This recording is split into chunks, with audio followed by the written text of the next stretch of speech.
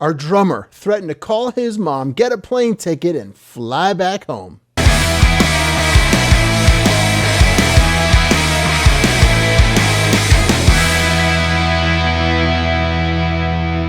Hey, what is happening, roadies? Thank you so much for coming back, for tuning back in. Storytime Friday here, man. I'm so excited to have you guys check it out. This week's story is about a band called Skinyard.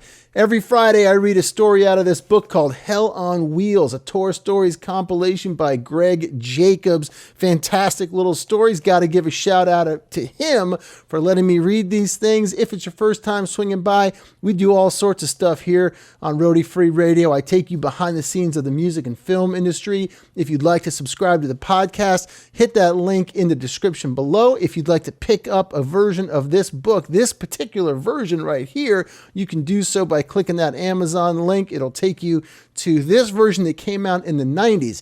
If you want to stick around and wait till sometime in the fall here of 2022, you can do so. Greg has a brand new version of this book coming out with a bunch of new stories, all updated, all kinds of new stuff. You're going to love it. So I hope you check that one out as well. You could buy both of them. I also have to give a shout out to the sponsor of this special series, oneofoneproductions.com, the podcast solutions company out there that you're going to want to know if you're looking to start a show or take your current show to the next level. They've got everything that you need: microphones, mic stands, interfaces, storage solutions, you name it, they've got it. They are the folks to go to for podcast stuff.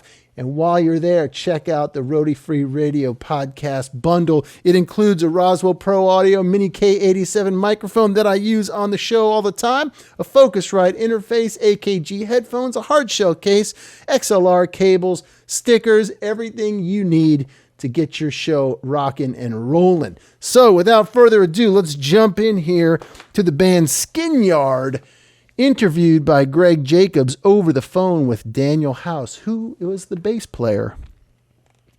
Daniel, well, I guess the best overall tour story that comes to mind is the Tour from Hell, as Skinyard collectively refers to it.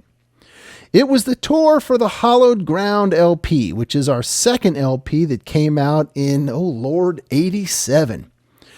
We had Bulging Eye booking us, and I'm convinced to this day that the people that booked the tour had never themselves even been on tour. They essentially booked us on this tour that had us zigzagging all over the country. We were doing just insane, ridiculous drives for like $100 a night.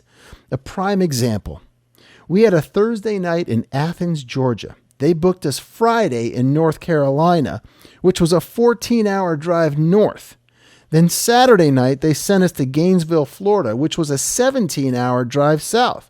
So basically, we had to drive 14 hours north and 17 hours south for $100 on a Friday night. After the gig, we had to turn around and head straight back.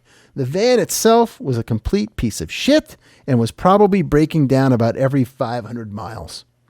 I think the first place it broke down was in San Luis Obispo, California. We blew an oil gasket. We made it to Tucson, Arizona, where we took the heads off and put in these new gaskets. The auto parts place actually gave us the wrong gaskets, so we spent a day and a half doing the work. Then we started up the engine and oil went spewing everywhere, so we had to take it all apart again. During the 14-hour, 17-hour drive on the way back to Florida, we broke down in Savannah, Georgia, and spent about 6 hours under the hood trying desperately to get the car to work so that we could make our gig, which we didn't. Keep in mind that when we were in Athens, Georgia, we were about 3 hours away from our Florida gig.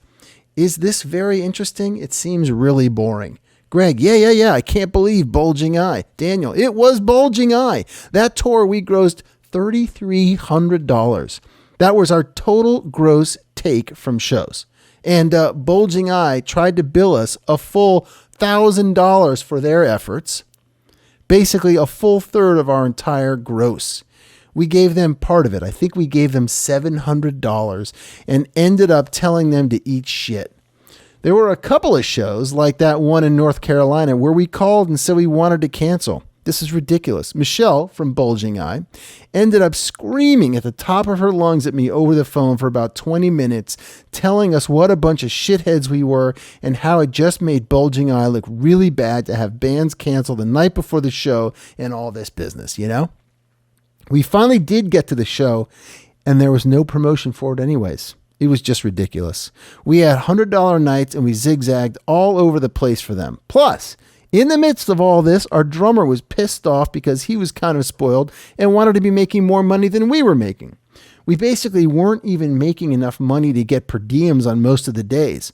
So in the middle of it, he threatened to call his mom, get a plane ticket, and fly back home if he didn't start seeing some money from the tour. At that point, we were up around Rhode Island, and we had a friend, Billy Atwell, who used to be in the Rhythm Pigs and also in the Inbreds. He was a huge fan. We were staying at his house, and we jammed with him one day when Scott was doing all this threatening. Billy played every single song perfectly, like better than Scott had the entire tour. After that incident, Scott never once mentioned anything, but he was pretty pissed off at us. We basically got back from tour. Amazing that we even made it back, and we finished recording the album. That was fist-sized chunks. We basically finished recording the album and kicked Scott out of the band and broke up for about a year. Basically broke up until the record finally came out. That was the tour from hell. That was literally the tour that broke us up. It was utterly disheartening. It was so completely miserable. Oh, yeah, actually, to even make matters worse, my son was born literally 2 weeks before the tour started. So I left on tour with a 2-week-old baby son, and when I got back, he was 2 months old. It was awful.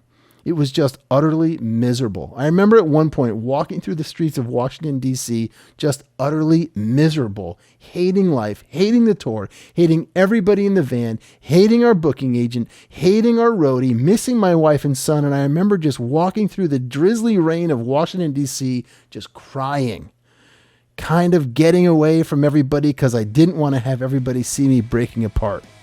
It was awful. Wow. That sounds rough. Daniel House, the bass player from Skinyard. That sounds super rough, dude. I hope you're well these days, though. That's what I hope. Guys, stay tuned next week.